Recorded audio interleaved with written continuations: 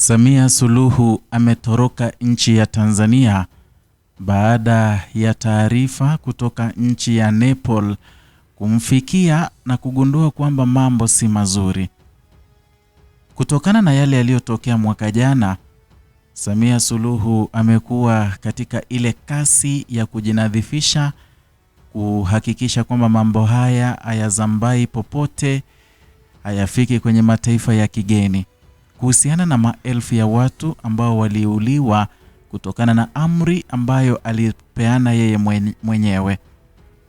Ila nataka kukupatia taarifa ambayo imetufikia hapa kutoka pale nchi ya Nepal, ambayo imemfanya Samia Suluhu kujawa na woga na vilevile kujawa na simanzi, na vilevile hajui kwamba afanye nini, atoroke.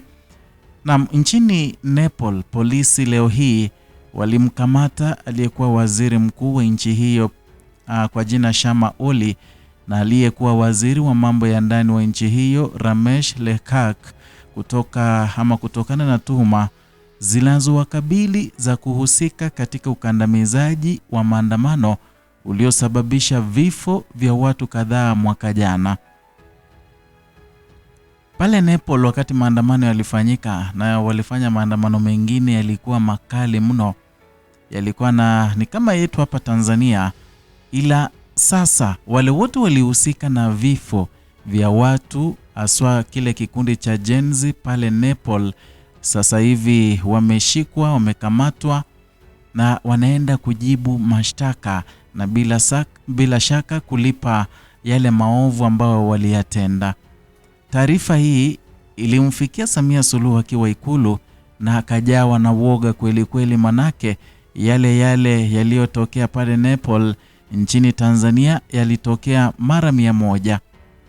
Kwa hiyo Oli alikamatwa Jumamosi hii, leo hii ya tarehe 28, katika makazi yake ambayo yapo kitongoji cha Paktapa katika mji wa Kathmandu na kuwekwa kizuizini. Na msemaji wa polisi wa mji wa Kathmandu, Om Adhikari, alisema kwamba wamemkamata leo asubuhi na taratibu zinaendelea kwa mujibu wa sheria. Jambo ambalo limefanya huyo jamaa akakamatwa ni kuhusika katika vifo vya watu wengi sana pale nchini Nepal. Lakini nchini Tanzania ndo tunashtuka, inakuwaje? Tulia, manake sasa hivi ndio mambo sasa yanaiva, ndio mambo yanapikwa. Kufuatia maandamano makubwa yaliyotokea nchini humo Nepal ya Septemba tarehe 8 mwaka jana, ambayo yalikuwa yanapinga kukithiri ufisadi, angalau watu 77 waliuawa, ambapo maandamano hayo yaliyoanza kutokana na marufuku fupi ya mitandao ya kijamii, lakini yakagusa hasira zilizokuwa zikichukuliwa kwa muda mrefu kutokana na changamoto za kiuchumi. Kumbuka yale ambayo wana Nepal walikuwa nayapitia, ndio haya sasa sisi watu wa Tanzania tunayapitia, kwamba hapa walikuwa nadhibiti mitandao, wakapiga marufuku fupi ya mitandao ya kijamii. Ni kama tu kawaida nchini Tanzania, marufuku ilipigwa mitandao. Kwanza hapo walipiga marufuku fupi, nchini kwetu mitandao ikazimwa. Nepal watu 77 wakauliwa, hapa kwetu watu zaidi ya 10,000 wakauliwa. Naona tofauti. Kwa hiyo ikiwa kuna mtu ambaye anastahili kushikwa hadi unywele, ili anashikwa, afungwe hadi kila kitu chake, ni Samia Suluhu. Manake alisababisha vifo vya watu wengi mno. Akazima mitandao, akazima umeme katika sehemu zingine, ili watu wakue kwa blackout, taarifa zile zisichukuliwe. Na vilevile Samia mwenyewe akatoa agizo kwamba polisi wa shoot to kill. Na kumbuka hawa ambao wameshikwa pale Nepal hawakutoana agizo la kuua. Yaani wao kitu kinachowafanya washikwe ni kwamba hawakupeana amri ya kusimamisha kile kilichokuwa kinaendelea. Yaani tatizo lao ni ile hawakuzungumza wacha kupiga watu na kuua watu. Unaona? Ni tofauti sana, kwamba inaonyesha kwamba nchini Tanzania wauaji wanaoongoza nchi hii wanapaswa kufungwa, hata hata wengine wanapaswa kupelekwa wasijulikane walienda wapi, kwa sababu ya mauaji mengi, mauaji makubwa, ukatili, unyama ambao ulifanywa nchini Tanzania baada ya uchaguzi. Na nikikurejesha tena kwenye hiyo taarifa ya Nepal, inaelezwa kuwa wakati wa utawala wa mpito, tume iliyoundwa na serikali kuchunguza uasi uliosababisha vifo ulipendekeza kufunguliwa kwa mashtaka dhidi ya Olly na maafisa wengine waandamizi. Vile vile, unajua Samia ni mjanja. Aliamua kuunda ile tume ili kuonyesha watu kwamba ako radhi, yani ako ready kwa maridhiano. Kwa hiyo akatunga tume ambayo yeye mwenyewe anaidhibiti. Ni tume ya Othman Chande na yeye mwenyewe ndiye anaidhibiti. Yani hadi niliona wanawakemea, wanawaambia we, tuliwapa kazi ya kuchunguza mauaji, si serikali ya CCM. Lakini kumbuka pale Nepal kulikuwa na tume. Na hii tume uzuri wake ilichaguliwa na serikali ya mpito. Si ile serikali yenye wanajenzi walikuwa wamekataa.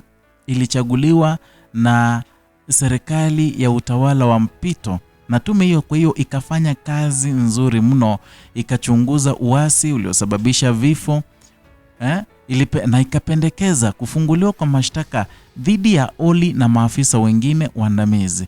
Ndio hii kazi inaendelea sasa. Nchini Tanzania hiyo tume imefanya nini? Kwa sababu hao ni watu ambao Samia ameweka mfukoni. Yani amefungua kanzu akawaingiza ndani akawaacha pale. Tume hiyo Nepal ilimtaka Olly kuwajibika kwa kushindwa kuchukua hatua zozote za kusitisha ufiatuaji risasi uliodumu kwa saa kadhaa na kuua angalau waandamanaji 19 wa hasa Gen Z katika siku ya kwanza ya maandamano. Unajua kulikuwa na maandamano ya siku 2, lakini maandamano yenye yanaitwa maandamano. Kwa hiyo kitu ambacho huyu Olly anawajibishwa nacho, ameshikwa ama amekamatwa nacho, ni kwa sababu alishindwa kutoa amri ya kuzuia hawa askari kufiatua risasi. Lakini nchini Tanzania aliyetoa amri kwamba fiatua risasi yuko kitini, yeye ndiye kiongozi, ndiye rais.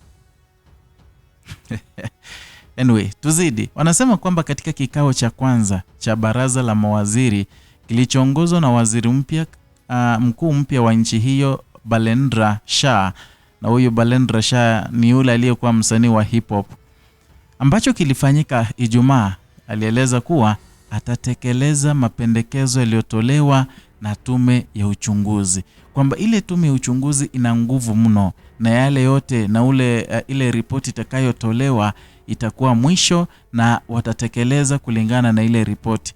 Na tukikuja nchini kwetu Tanzania, ile ripoti ya Othman Chande hata haijatoa mapendekezo. Manake ni ripoti ambayo pengine Samia mwenyewe na machawa wake wataisuka, wampatie Othman Chande, waambie hii ndio taarifa utatangaza.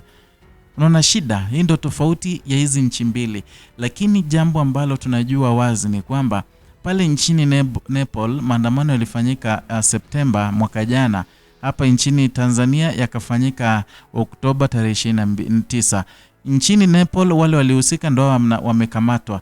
Nchini Tanzania bado hawajakamatwa, lakini na kuhakikishia kwamba ile damu ambayo ilimwagika, zile roho za watu wenye hawakuwa na hatia waliokuwa wakilia wakati wamepigwa marisasi kutokana na ule uchungu, vile vilio haviwezi enda bila kumchukua mtu awajibike kuhusiana matendo yake.